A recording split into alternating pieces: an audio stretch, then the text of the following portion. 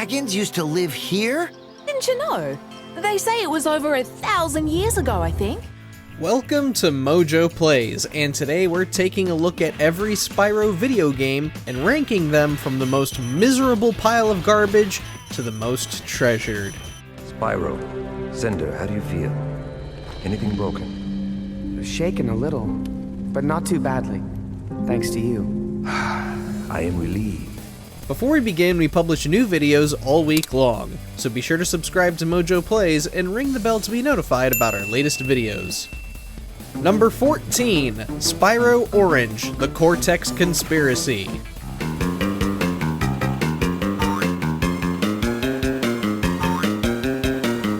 Like we said, we're ranking from the most miserable pile of garbage to the most treasured, and in that case, Spyro Orange is the most miserable pile of garbage. Really, what was this?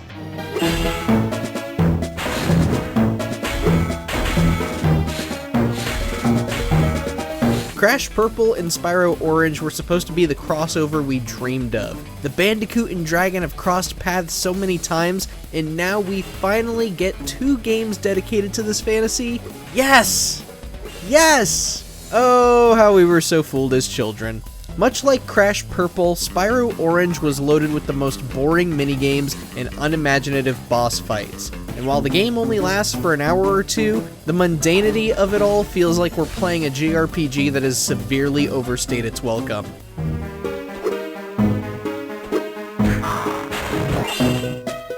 You want an image to summarize how bad this was? Take a look at the victory screen. Sheer quality. Number 13, Spyro Enter the Dragonfly.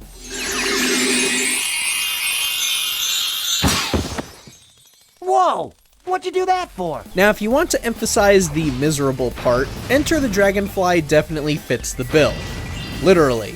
On the surface, this just does look like a game that was rushed out the door with little to no quality assurance done whatsoever. But there's more darkness beneath the surface. Over the years, fans and independent journalists have spoken to former staff who worked on Enter the Dragonfly. With 2 different studios developing the same game, there was bound to be creative differences among heads. Who would have thought the Riptocs would dare invade the sacred Dragonfly dojo? What made it worse was how petty and personal some of these issues became, almost to the point where mistakes were being intentionally made, and some staff had to moderate conferences between managers and supervisors. Truly, the disarray shows in the game's quality, and it wasn't long until after release until both Equinox Digital and Check 6 Games were shut down on their own volition. The Dragon Homelands will be mine. Number 12, Spyro Shadow Legacy.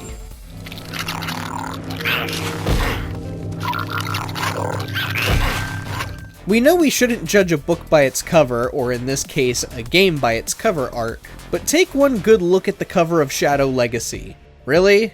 Spyro in a Superman pose? What exactly are we supposed to get out of this? A new Super Mario Bros. 3? The Super Mario Bros. 3 of the franchise? No. Were we supposed to get an action RPG out of this? Yeah, apparently. That's what this game is, and it isn't even a good action RPG.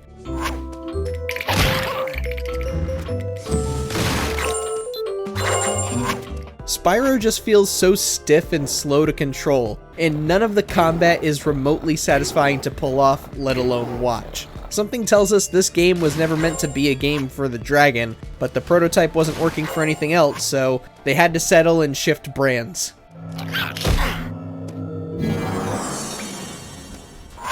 Number 11, The Legend of Spyro, Dawn of the Dragon. I am aware of Cinder's past, but Ignitus trusts her, and that's good enough for me. Say what you will about the Legend of Spyro games. Some were not too keen on them, while others were rather welcoming. Dawn of the Dragon was the 3rd and final entry in the series, and though not perfect, it still had some interesting concepts. For instance, 2 players could venture forth together, with player 1 as our boy, and player 2 as Cinder. From there, what you essentially have is a standard action-adventure game about 2 dragons breaking free from their chains and setting out to defeat an evil wizard. All he said was, "Shh, you're making too much noise."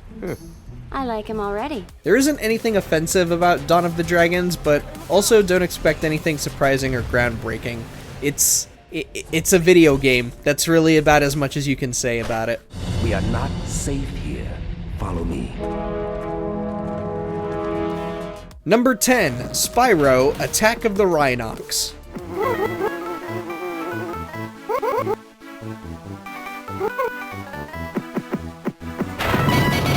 Considering this was the third GBA game for our boy, one would hope whatever issues remained in the previous games would finally be ironed out.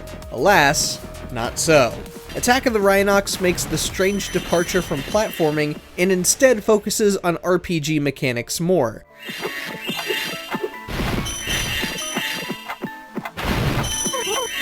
It isn't a curveball that single-handedly destroys the game, but it is odd to be doing a lot of chatting and fetching in exchange for, hearts, I guess? Attack of the Rhinox really isn't terrible by any stretch of the imagination, it's just confusing, really.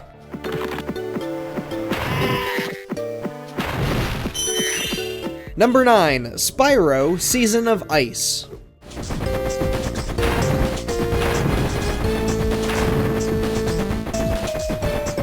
Even if the ending to the GBA games wasn't up to par, it does not detract from Season of Ice. The cool aspect to this game was how Spyro was given new abilities with his breath. The ability to breathe fire and ice alternatively at will made for some interesting platforming challenges and puzzles. Just one small problem. Okay, two small problems. Alright, two big problems actually. The camera and the controls.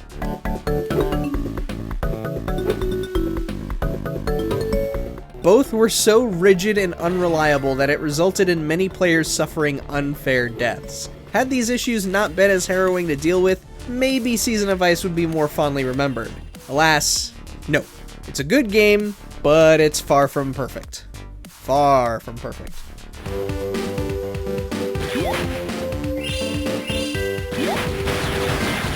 Number 8, The Legend of Spyro A New Beginning. Oh, that's right, you walk everywhere. That's too bad. You're toast when I catch you. The Legend of Spyro games were some of those entries where fans had to either take it or leave it. Some of us found it really weird that the likes of Elijah Wood, David Spade, and Gary Oldman were now voicing our favorite characters. As for the rest, we were all in on the epic fantasy approach to our favorite dragon. As for Spyro, he, like all of us, accepted the world into which he was born, believing he was one of them. And for the most part, the imaginative worlds and overall story were worth it. But if you stuck with it for a bit too long, there may have been a few moments where you felt A New Beginning was starting to slog. In all honesty, it's best enjoyed in short gaming sessions. He's telling us we're doomed, alright? That's when I go, maybe we should, go back to the forest with the flowers and the fun stuff. Number 7, The Legend of Spyro the Eternal Night for Game Boy Advance.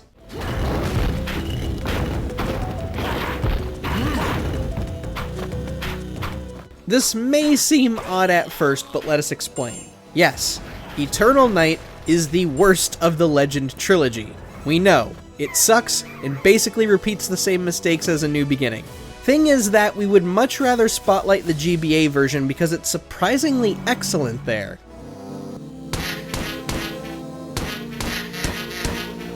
With the fluid controls and frenetic combat, this iteration of Eternal Night was much more engaging to play with. Some may not have been too happy with the campaign being so short, but we would rather have something short and strong than a game that keeps going until it figures out how it should end midway through.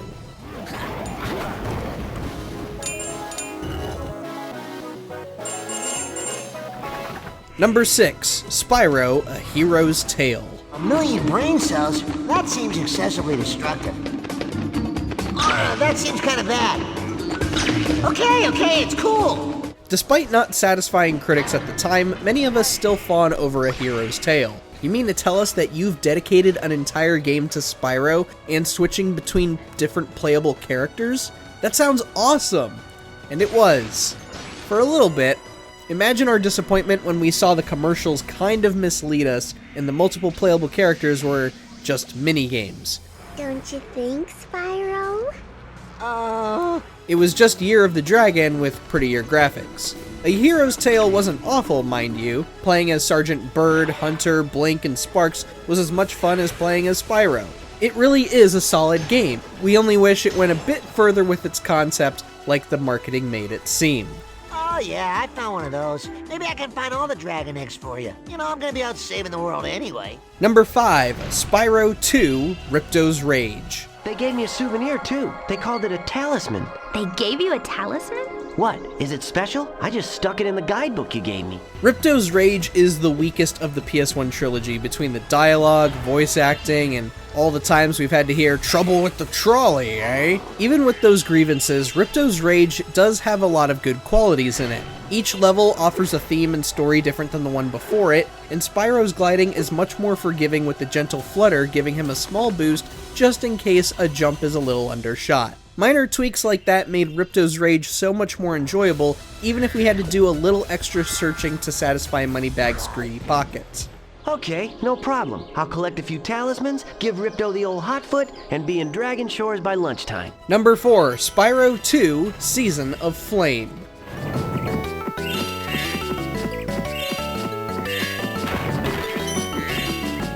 Our dragon really had it rough on the handhelds, but the one where he truly shined best was Season of Flame. In addition to featuring more colorful and vibrant worlds than its predecessor, it also borrowed some cues from Year of the Dragon by incorporating multiple playable characters, making the search for gems much more enjoyable.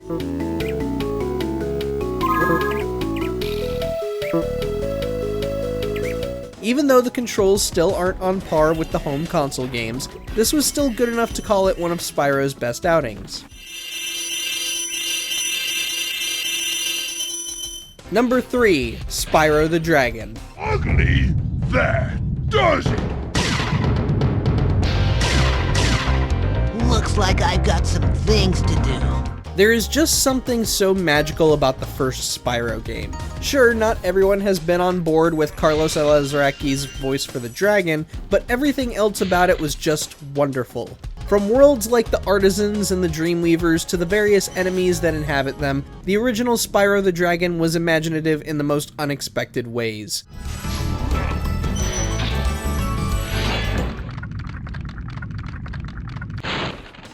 Plus, the music composed by Stuart Copeland still slaps today. If only the controls still held up. And if only Treetops wasn't such a hassle to traverse, maybe this would have been number 1. Maybe. Be careful, Spyro. This boss has many tricks up his sleeve. Number 2, Spyro Year of the Dragon.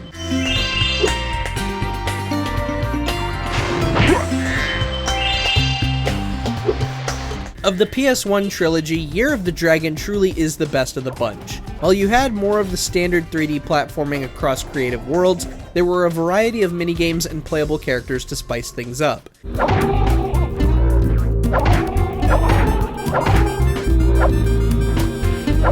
Skateboarding, hopping around as Sheila the Kangaroo, helping Hunter clear the skies of enemies, hunting Rhinox as Agent 9, it was all so incredibly fun, and an excellent way to bring the PS1's glory days to a close as we transitioned to a new console. Some may not care for the scattered focus, but when the game is so well paced and showing some new and interesting ideas, you can't argue against it. Well, I gotta get back home and do some damage control. Come visit anytime you like. Number 1, Spyro Reignited Trilogy. When you free a dragon or step on one of their platforms, you're saving your progress. That could be useful if you run into trouble.